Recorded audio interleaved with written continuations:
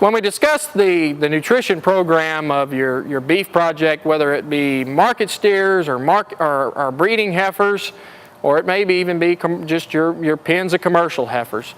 But any of these projects, there's some key fundamental things when we think about nutrition. The first step is consistency of the feeding program. It's extremely important to keep these projects on a time schedule. And what I recommend is feeding them typically twice a day. Sometimes if we're really trying to get some additional gain and get additional consumption feed by these cattle, we may feed them 3 times a day. But typically twice a day is a general rule of thumb that we feed these cattle. And pick a time, about 12 hours apart, 2 times, and stick to it. And what my rule is to feed them within about 30 minutes of that set time every day.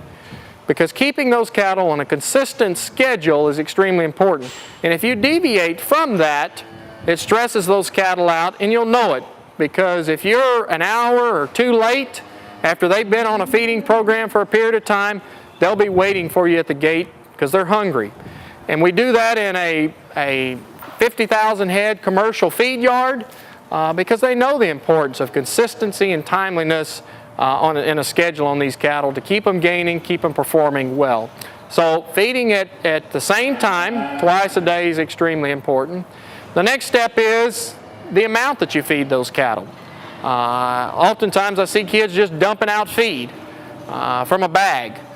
And in a commercial feeding industry, those cattle, even though they're fed on a pen basis, that feed is weighed out and measured on a daily basis to make sure that we're not overfeeding or underfeeding those cattle.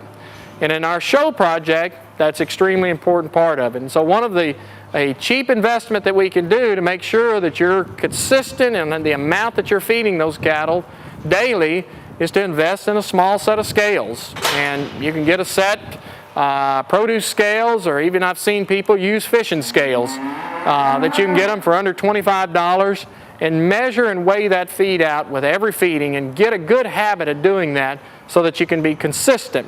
As you increase the feed on that animal, do it gradually over time. And if you stay consistent and don't change his diet up very often, the animal's going to stay on track, he's going to stay on feed better, and he's going to gain better in the long run.